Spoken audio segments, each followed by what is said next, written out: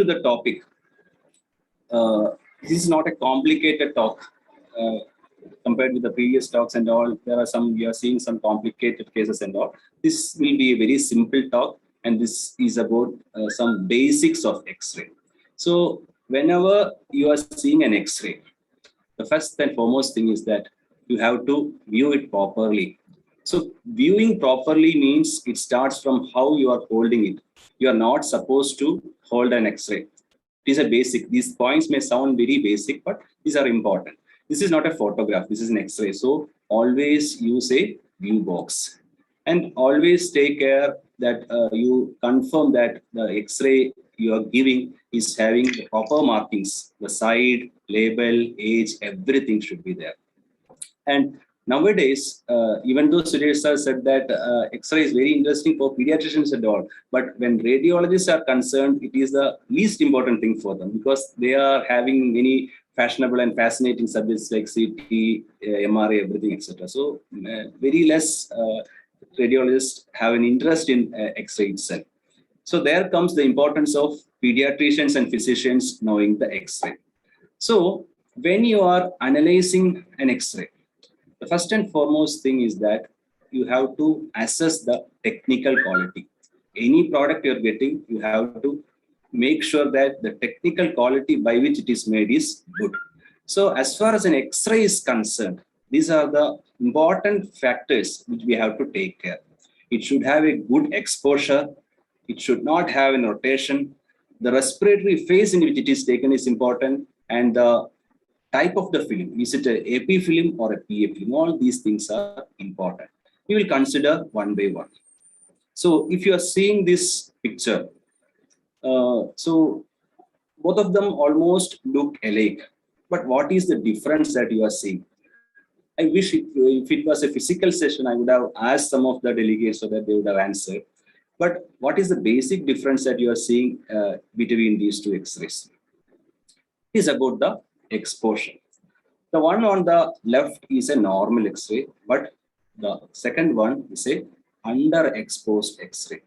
So before going to what is an underexposed X-ray, how will you make sure that it is a properly exposed X-ray? You have to look at the lower part of the cardiac shadow. That is, the criteria is that the vertebral bodies should only just be visible through the cardiac shadow at this point. So if you are seeing with a normal film, you can see through the heart, you can just see the vertebral bodies. But on the underexposed film, you are not, you cannot make out between which is the heart, which is the vertebra, you cannot make out. So here the spine is not visible through the heart. Retrocardiac area, we cannot see any lung markings, and lung fields appear falsely white. So if it is over-penetrated, then the lung fields become very dark. Then we can miss the low density lesions. So both these things, even if it is overexposed or underexposed, both are not good. It should be adequately exposed. But nowadays we have the digital X-rays. This is not much of a problem. But in many of the peripheral setups, even now the old-fashioned X-ray machines are used. So improper exposure, we may miss or we may misdiagnose conditions like pleural effusion, pneumothorax, pulmonary edema, and retrocardiac density. So that is the importance of a proper exposure. Now comes to rotation. Rotation, if you see this picture, both these pictures are of the same child, but the difference is that in one, the film appears rotated. So ideally, we should, when an X-ray is taken, the X-ray film is kept on one part of the body, front of the body, and the X-ray is coming from the back or front, depending on the PA or AP view. So ideally, the medial end of the clavicle should be equidistant from the spinous process of the vertebra. That is when we say it is a properly placed or non-rotated film. You can see, so if the medial ends of the clavicle, if it is equidistant from the spinous process, we say it is a properly placed or non-rotated film.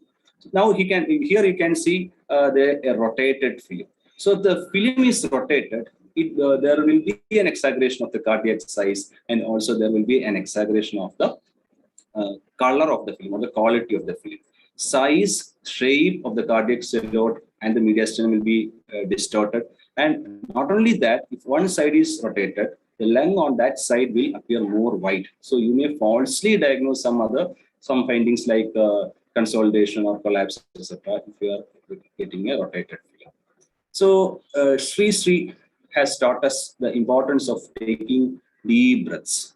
But as far as an X-ray is concerned, what is the importance of an inspiratory film versus an expiratory film? So in pediatrics, even though we say that ideally we have to take a inspiratory film at end inspiration, it is very difficult because the child may not be cooperating. So many of times we have to comment on the X-ray which we get. So this is an inspiratory film and this is an expiratory film. So what are the changes that you are seeing? Of the same child, you have taken an inspiratory film and an expiratory film. So what are the basic changes? So before that, what is an inspiratory film? On getting an X-ray, how can you comment that it is an inspiratory film? So inspiratory image is one in which the anterior sixth, or if we are saying a range 5 to 7th rib, or the posterior 9th rib is visualized above apex of the hemidiaphragm. That is, if you see this picture, you can see the markings in light green, 1, 2, 3, 4, 5, etc. So you can see that the 6th anterior rib is just above the right hemidiaphragm. So it is a inspiratory X-ray. So what are the consequences of an inadequate inspiration? If you are taking it in a expiratory film, or what are the consequences that are liable to occur? Because the lung volumes can appear falsely low, the lung markings appear falsely prominent. Sometimes you may misdiagnose it as pulmonary edema, and cardiac silhouette and mediastinum may appear falsely enlarged. Even if there is no cardiomegaly, we may falsely diagnose it as having a cardiomegaly. So that is the importance of inspiratory versus expiratory. Now coming to the final one, what is the difference between a PA film and an AP film? Here also, unfortunately, it will be difficult for pediatricians to always order a PA film because small kids may not be cooperative enough for taking a PA film. So we have to compromise with AP film. So this is a PA film where the X-rays are coming and hitting the patient from the back, and the film is kept in the close to the chest of the patient. This is a PA film, and this is a AP film. AP film, what we are seeing is that the X-ray is kept behind the patient. So what is the basic difference when you are taking an AP film and a PA film? So if you are taking a PA film, the X-ray film is close to your heart. Close to your heart. So the X-rays, they will be coming almost in a straight line. On the other hand, when you are seeing a AP film, when it is projected, X-rays will be scattered because there is a small distance between these things. So it will be scattered and there will be an exaggerated size of the heart. So you may falsely diagnose cardiomegaly if you are taking an AP film. But for all other purposes, for respiratory diagnosis, AP film is well and good, no problem. So how will you identify an AP film? In an AP film, the clavicle will be at a higher position and more horizontal. And another important thing is the scapula. In an AP film, the scapula, the medial border is well inside the chest wall. So you will be seeing the scapula in an AP film. Ribs are more horizontal. And as I told now, heart and great vessels, there will be an apparent cardiomegaly in case of an AP film. So as far as possible, if the child is cooperative, we can take a PA film. But in all the cases, we have to compromise with the AP film itself. Now coming to the next part. From our UG and PG days, everybody used to tell us, you should have a systematic approach in diagnosing and reading an X-ray. So some people will have taught you about outside in, that is, you first look at the soft tissue, then you see the bone, then you see the rib cage, then you come to the lung, like that. Some others will say inside out, that is, you first look at the heart, go outside. So whichever way you are using, you should make sure that you are not missing anything. So this is another system of reading, the ABCDEF system. So after assessing the technical quality, as the 4 points I mentioned, after assessing the technical quality, if you use an acronym like this, there is very less chance that you may miss something. So A is for airways, B is for bones and soft tissue, C is for cardiac, ciliate and mediastinum, D is for diaphragm and the gastric bubble, that is also very important. E is for effusions and F finally is for fields. There is no compulsion that you should use this thing or you have to follow the same order, but the only thing is that you should make sure that whenever you are reading an X-ray, none of these areas are missed. So you have to see the airways, you have to look for the position of the trachea, you have to see the lung fields incomplete, you have to see there are any lesions, any color change, any collapse, anything, everything you have to see. You have to see the cardiac borders and you have to see the rib cage as well as the soft tissue.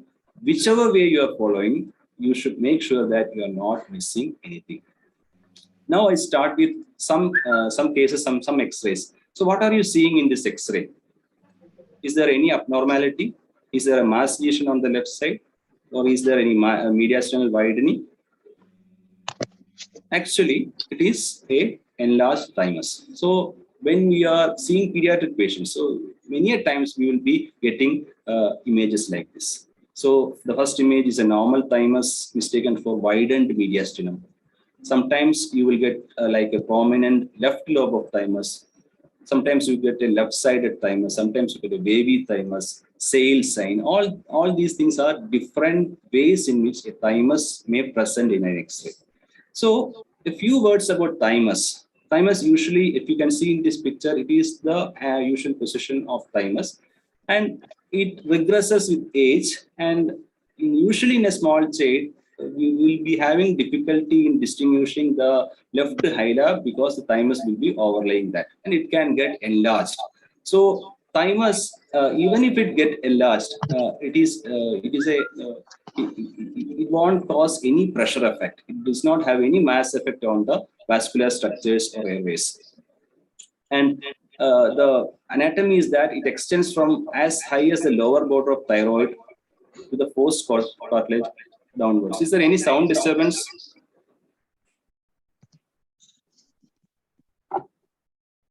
Hello? Yes, sir? Is it okay now? Yeah, it is okay. Okay. So thymus, as I showed in the previous pictures, if you are getting an X-ray film and if you are suspecting if it is a mass lesion or an enlarged lymph node, and still you have a suspicion in your mind that it is thymus, then the easiest investigation that you can do is an USG. USG will simply help you to delineate whether it is a thymus or any other thing. So before going on to analyzing the X-rays, we should have a basic idea about the anatomy of that area. What is inside the chest wall? We should have a very good idea. So knowing the structures is important. So we should have an idea about the lobes of the lung. We all know on the right side we have two fissures and we have three lobes: an anterior, an upper lobe, middle lobe, and lower lobe. And on the left side we have got only two lobes. Now I will show you a small video. We just have a look at this, and this is a three-dimensional video of lung. So an idea of this pattern will help you in further slides. So this is the right middle lobe that we are seeing, and then we can see the right upper lobe, and now you are seeing the right lower lobe. This is the left lower lobe and the left upper lobe. So the importance of this comes when we read the X-rays. The knowledge about how the lobes are placed anatomically in a chest X-ray is very important when we want to localize the lesions. Now, in another coming 4 or 5 slides, what I'm telling is how the different lobes are kept. So this is how a right upper lobe is seen. So if you remember the previous video, you should know upper lobe is a anterior structure and it occupies the upper anterior part of the right chest. So in the lateral film, you can see it is placed anteriorly. So now this is the right middle lobe. Middle lobe also is a anteriorly placed structure, and you can see it is very close to the right heart border. So any lesion which is overlying the right middle lobe, so there is a chance that it will obscure or abort the right cardiac border. So that is the importance. So if you are getting a lesion in the lower part of the right chest and the cardiac border is very well delineated, then it is not a middle lobe lesion. Most probably it is not a middle lobe lesion. It is probably a lower lobe lesion. So that is the importance of knowing the anatomical position. So this one which I told now is theorized as something called as the Silhouette sign. So what is Silhouette sign? Two substances of the same density when side by side cannot be differentiated from each other. If, however, they are separated by air, the boundaries will be visible.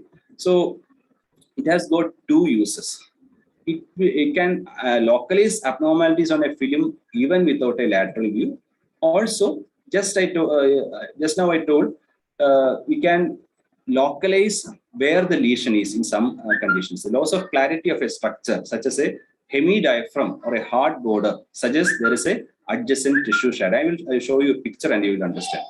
In this picture, what you are seeing is left heart border is obscured. So as we saw in the video, the left lung has got an upper lobe and lower lobe, and the upper lobe, which includes the lingula also, is anteriorly placed. So lingula is a part of the upper lobe. So if there is a pathology or lesion in the lingula or the upper lobe, it will obscure the left heart border.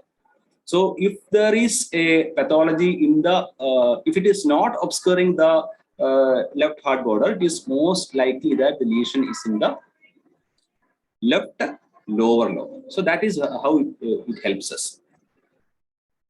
So here we can see a lesion in the right middle lobe.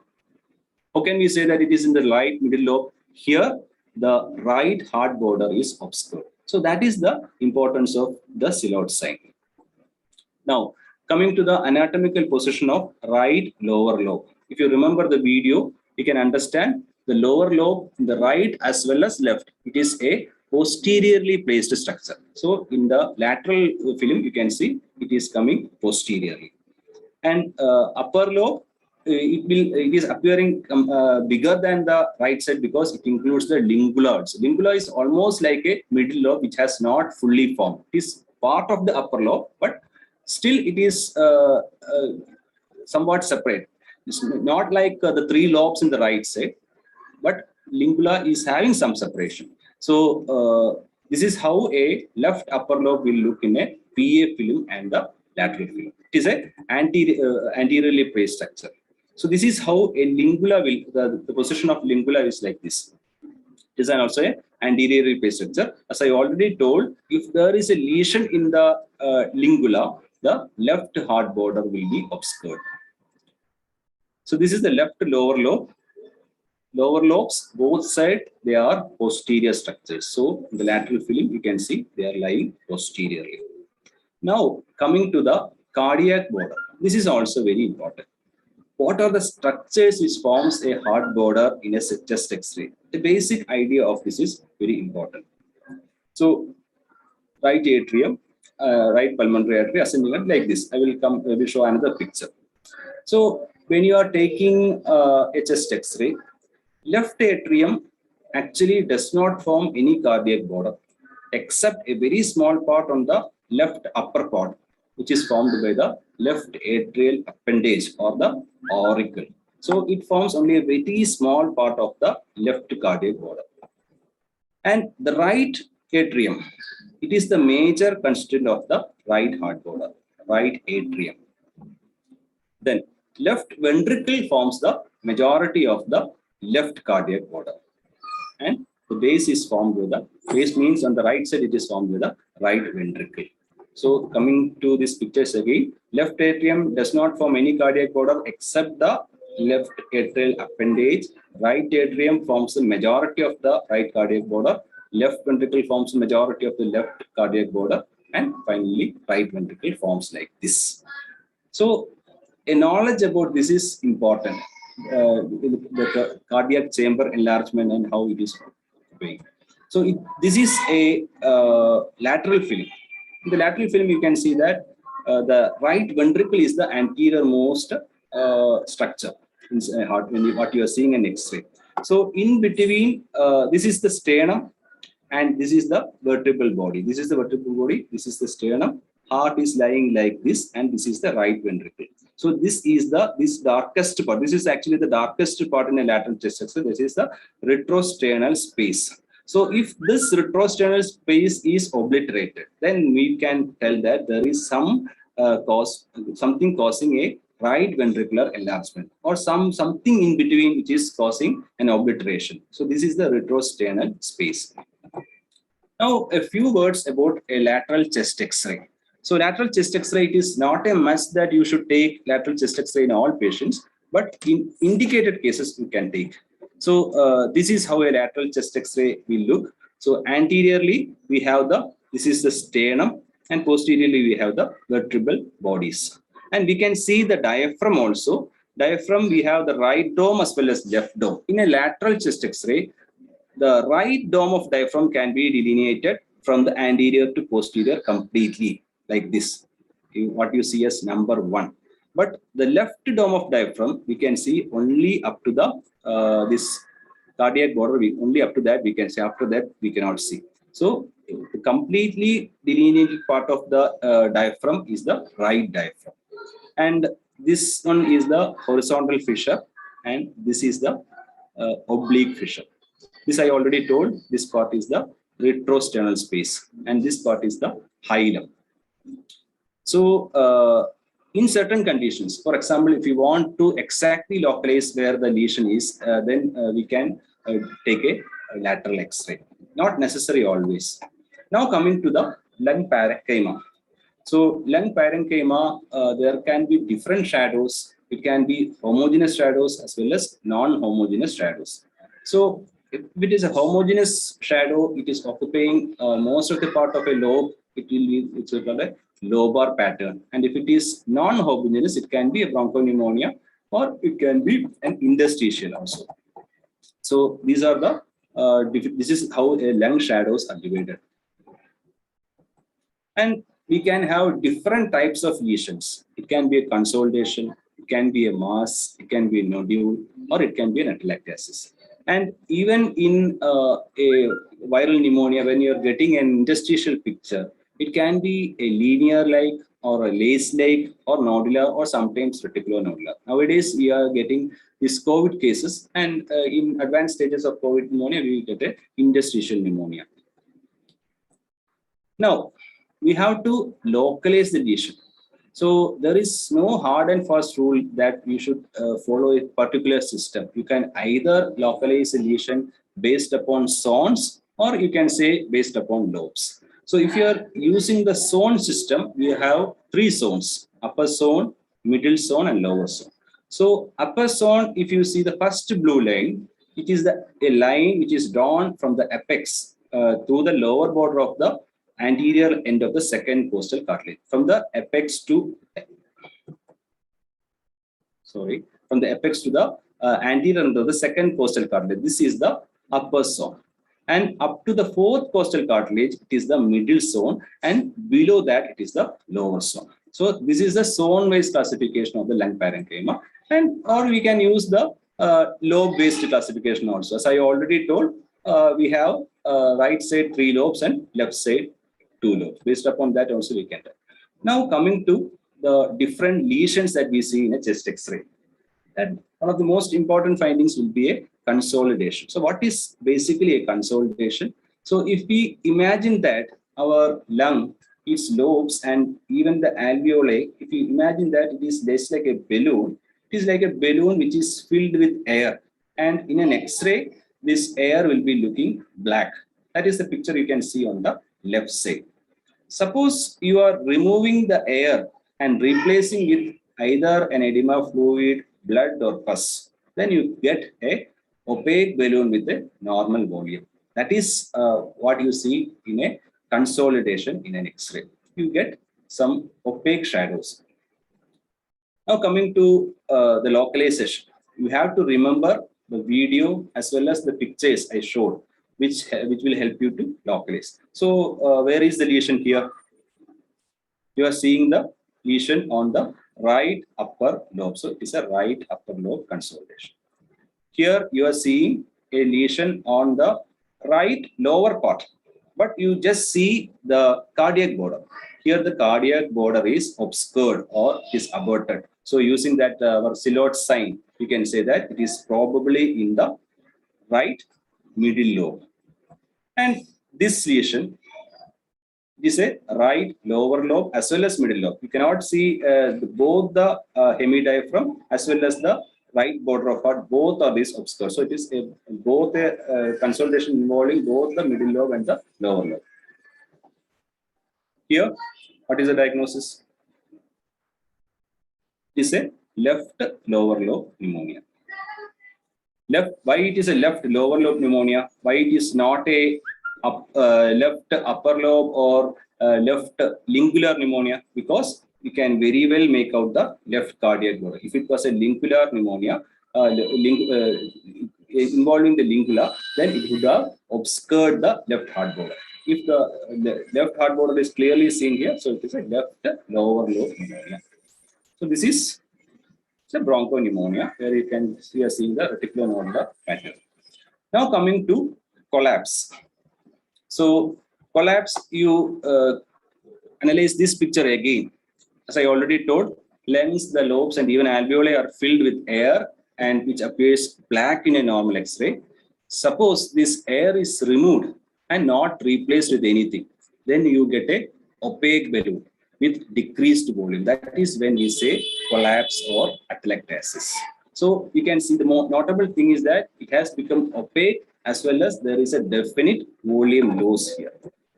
Now coming to the different signs, there are direct signs as well as indirect signs to say that there is a collapse. So what are the direct signs? In the direct signs include there will be a displacement of fissure, there will be a tracheal shift, and you can see a sharp margin ending in the hilum, and the collapsed area will be showing a increased radio opacity. And the indirect signs include a hilar displacement because there is a volume loss in that area, so hilar will be displaced to that area.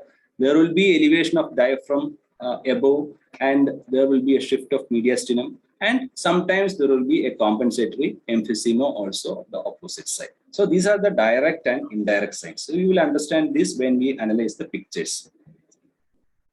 So what are you seeing in this picture? What is the diagnosis?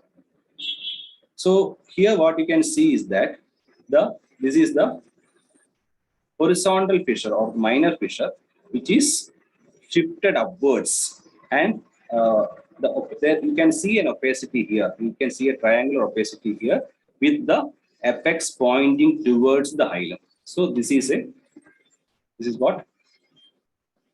This is a right upper lobe collapse.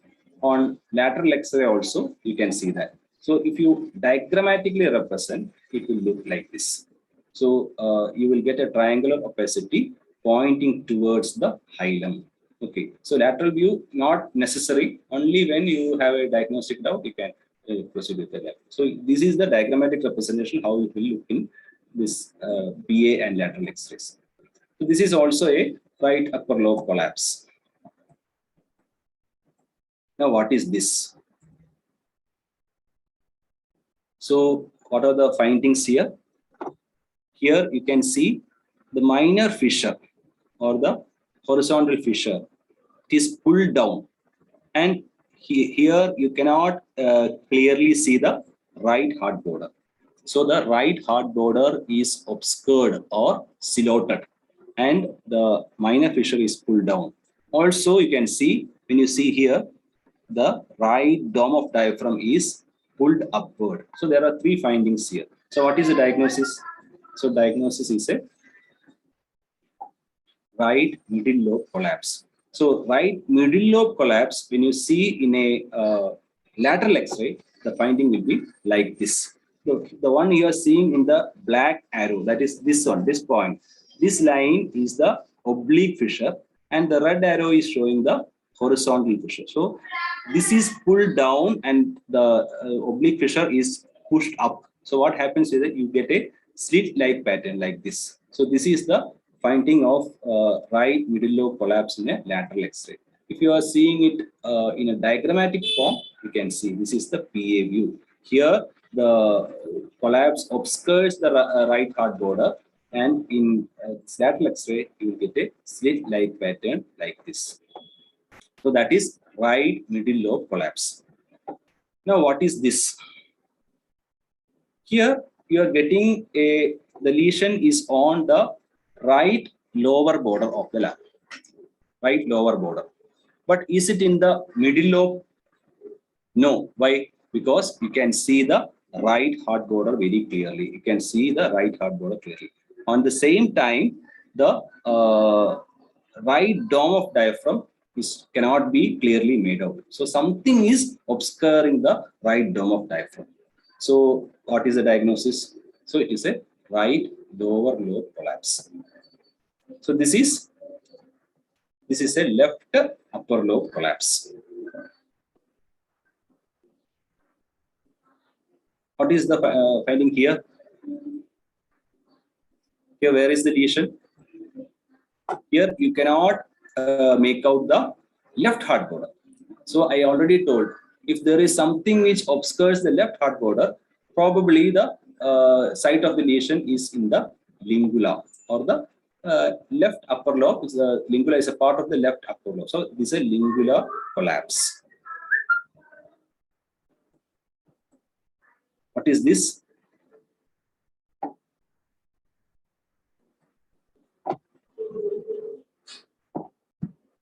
So here you can see the left lower lobe is collapsed. So there is every possibility that this may be missed. Here you are supposed to see behind the heart. If you look clearly, what you can see is that in the red arrow, there is a triangular opacity behind the heart. And in the lateral film, you can see another triangular lesion over the vertebral column. So this is a collapse of the left lower lobe. So if you see it in a diagrammatic form, it is like this. And see, until and unless you look carefully for this, you will miss this. So this is what is the diagnosis of this? This is a total collapse of left lung with shift of mediastinum and compensatory hyperinflation. You can see the rib spaces on the right side has widened. That is a hyperinflation. Now, a few slides. I will finish in another 5-10 minutes. Few slides on pleural disease and some mediastinal lesions. So, pleural effusion nowadays not very common, except associated with dengue and all. It takes about 200 to 300 ml of fluid before it comes visible on a chest X-ray. And if you are getting a total opacification of a hemithorax, there will be 5 liters of fluid. So that is about pleural effusion. You are looking for the costophrenic angle, which will be obliterated here. And if you are suspecting a small pleural effusion, then you can take a lateral decubitus view. So what is lateral decubitus view? This is how a lateral decubitus X-ray is taken. Here, this is actually this is a PA film, not a lateral X-ray. Because in a lateral X-ray, you are projecting the X-ray from the side of the patient. Here, the patient is lying down, and you are projecting from the posterior part or from behind. You just want to make sure that the minimal amount of fluid which is there is getting accumulated. So even 5 to 10 ml can be detected if you take a lateral decubitus X-ray. And that is about this collapse, consolidation, etc. And before you stop, you should make sure that you are not missing these points. These are certain points where you fail to detect something, because you may be missing some findings here. So always make sure that you analyze the apical zones, hilum, behind the heart, that is the retrocardiac zone, and zone below the dome of diaphragm, as well as the peripheral lung margins. So this is very important. Now coming to another 2 slides about mediastinum, because when you are discussing about chest X-ray, mediastinal lesions are also important. So all of you know there is an anterior mediastinum, posterior mediastinum, and the middle mediastinum, which is the heart is in the middle mediastinum. So what are the different mediastinal structures? Depending upon the position, can be different structures. So, for example, in the anterior mediastinum, if you're getting some lesion, it can be lymphoma, thyroid, thymus, teratoma. So, this is one situation where a lateral X-ray will help you. If you're getting a mass lesion in the PA field, and if you are suspecting, if you are having a doubt whether it is in the anterior mediastinum or in the posterior mediastinum, then a X-ray taken in the lateral position can help you. So that is in short about my presentation. I have tried to cover some points only because within these 30 minutes, it is impossible to cover everything. So what are the take-home messages?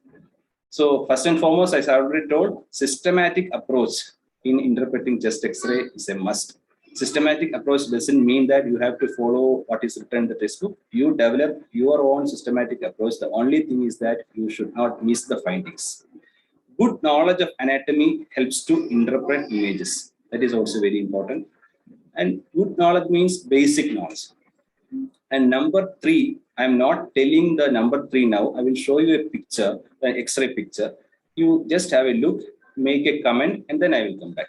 So this was an X-ray which I took in my hospital around 5 days back. So are you finding anything in this X-ray, or is it normal? Any obvious finding, or is it normal? This child was 11-year-old girl who is having a recurrent respiratory infection from the age of 2 years. Only one history of hospitalization in between. So this X-ray, obviously there is no some striking features. It almost appears normal. I discussed this with the radiologist also. He also told it is normal. But considering the history, it was a chronic history along with the findings in the clinical examination. She was having a persistent crepitations over the right mid-zone area. So this thing, a CT was done. You see the date. It was taken on 10th of August, only 5 days back. So it was showing bronchiectasis, that too bilateral bronchiectasis in lungs with evidence of secondary infection with endobronchial spread. And actually, I don't know the exact diagnosis. I have sent this patient to MIMS itself, the Department of Pulmonology. I think Suresh sir may be knowing the diagnosis. They didn't come back after that. So the third point which I want to convey is this: always correlate clinically. History and examination is the most important thing. History-wise, this patient, she was having, the mother was telling repeatedly, she is getting repeated infection. We are fed up of that. And examination, reputation. So history and examination is the most important thing. And X-ray is only having a supportive role. And beyond that, one more point, in some situations, we have to proceed further and we have to do the advanced investigations like PCT or MRI. So that is what I have to convey in this small talk. I am sure I know that it is a very small talk.